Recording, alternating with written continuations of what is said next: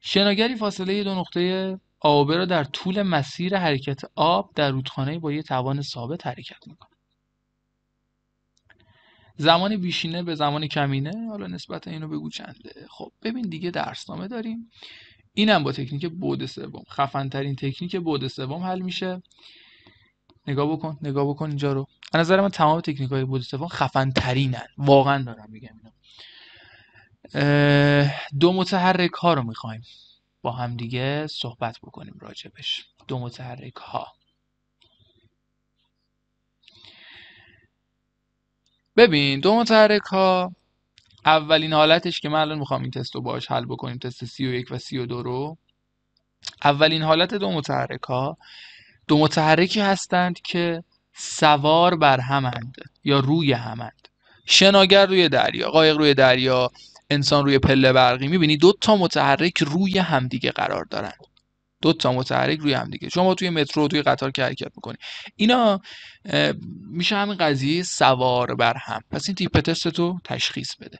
آقا سوالاش چجوری میاد؟ دو متحرک ها نسبت میدن، این تیپا سوار بر هما نسبت میخوان، شک نکن، نسبت میدن، نسبت میخوان. یه نسبتی به شما میدن، یه نسبتی ازتون میخوان. انقدر تکرار میکنم تا جا بیافته واقعا. خب بریم سراغ سوال.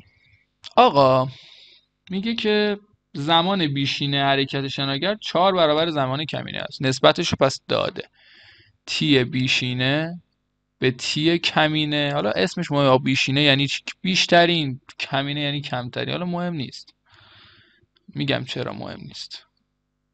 فعلا شما نسبت رو بنویس، حتما اینا رو برید تشریحش رو ببینید چون انرژی بهتون میده، ولی درگیرش نشید. تی بیشینه به تی کمینه به ما داده چقدر؟ 4. همه رو نسبت بنویس، 4 به 1. همه رو اولی که بهت داده نسبت بنویس. چی رو از ما میخواد؟ پس یه نسبت داده، یه نسبت میخواد. تندی شناگر رو میخواد به تندی رودخونه. تندی شناگر به تندی رودخونه. حالا من سرعت نوشتم، تندی هم بنویسی، حالا اس بذاری وی بذاری، چون دیگه تو این مسائل ما همه رو وی فرض میکنیم. خب آقا نگاه کن، یه شناگری رو فرض بکنیم که داخل یک رودخونه است. بچه‌ها اگر شناگر خلاف جهت رودخونه بره، سرعت شناگر بیشتره یا سرعت رودخونه؟ خب دیگه واضحه، چون شناگر داره شنا میکنه و حرکت میکنه، باید سرعتش غلبه بکنه بر رودخونه، پس سرعتش بیشتره.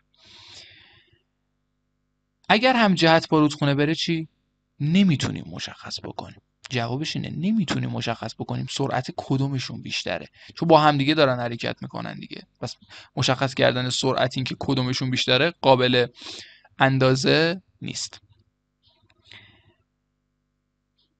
الان میگه که آب ساکنه. ببین نگاه کن، میگه نسبت تندی حرکت شناگر در زمانی که آب ساکنه به تندی رودخانه کدام گزینه است. الان من از اینجا از شما این سوالو دارم، تندی شناگر بیشتره یا تندی رودخانه؟ تندی شناگر بیشتره یا تندی رودخانه؟ آفرین، آب ساکنه، پس تندی و سرعت شناگر بیشتره دیگه. اون نسبتی که بهت داده فقط و فقط دو تا کار باش میکنی، یک جمع، دو منها. جمع کنم میده 5، کم کنم میده 3. اون بزرگه رو بده به اون بزرگه، کوچیکه رو بده به اون کوچیکه، گزینه رو بزن، بای بای کن با سوال. حرفی موند آیا برامون؟ نه. فهمیدیش قشنگ، فهمیدیش. من یه تعمیم بدم فقط این پایین براتون که هر سوال دیگه پرسیدن نسبتی بتونی جواب بدی. بچه ها وی خلاف جهت چی شد پس؟ شد کمتر از وی هم جهت دیگه. من و رودخونه با هم دیگه میریم سرعتمون بیشتره، یا من دارم خلاف جهت رودخونه میرم؟ من با رودخونه میرم.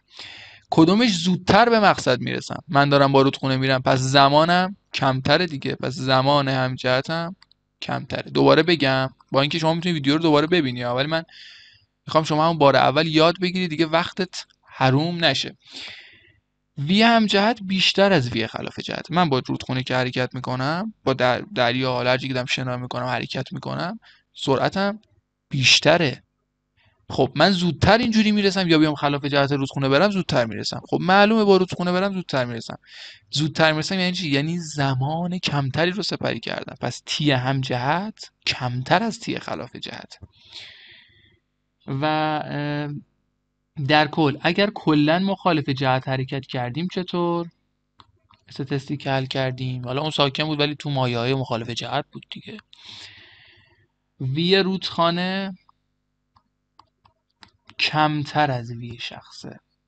چرا؟ چون ما داریم خلاف جهت میریم. پس دوباره نگاه کن، من دارم بیشتر از رودخونه سریعتر میرم، من از رودخونه زودتر میرسم. من از رودخونه، اون رودخونه که اون لحظه با منه، من زودتر میرسم. پس تی شخص کمتر از تی رودخانه است. خیلی قشنگ کارو بستیم. تست 32 مال توه. تست 32 مال توه. پاوز کن، حل کن، حل منو ببین، کیف بکن. حل منو ببین، کیف بکن. شناگری فاصله دو نقطه B و C را در طول مسیر حرکت آب در رودخانه‌ای با توان ثابت حرکت می‌کند. V بیشینه حرکت شناگر 1.5 برابر V کمینه آن است. نسبت T حرکت شناگر در زمانی که آب ساکن است به T رودخانه کدام است؟ حالا یه ذره اینور اونور شده، این شکل افتاده روش، احتمالاً به خاطر مشکل فونت بوده. ولی خب واضحه دیگه. آقا گفته که V بیشینه به V کمینه 1.5 برابر دیگه، یعنی 3/2. اذیت نکنیم خودمون، چون میخوایم جمع بکنیم اذیت نشیم. نسبت تی حرکت شناگر، تی شناگر به تی رودخونه کدام گزینه است؟ تی شناگر به تی رودخونه کدام گزینه است؟ آقا دو تا کار قبول بکنیم، جمع کنیم بالا، کم کنیم پایین. مگه ما خلاف جهت رودخونه یا مثلا رودخونه ساکن نیست؟ مگه ما سرعتمون، شخص سرعتش بیشتر نیست؟ شناگر مگه سرعتش بیشتر نیست؟ درسته. سرعت شناگر بیشتره، شناگر زودتر میرسه یا رودخونه؟ شناگر. زمان رسیدن، شناگر وقتی داره با سرعت بیشتری میره زودتر میرسه، زمانش کمتره یا رودخونه؟ شناگر زمانش کمتره.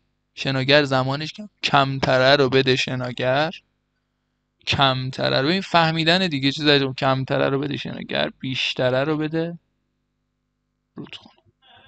1/5 یا 2/10. آقا بعد سوم فهمیدی چیه؟ انقدر براتون سواله که این بعد سوم چیه، نوظهور فلانه؟ نه، این خیلی وقت هست. این تیم کار تیم راه طلاییه. خیلی وقت از تو تازه آشنا شدی، ولی خوش به حالت آشنا شدی. خوش باید قبل کنکور آشنا شدی. خیلی خوبه.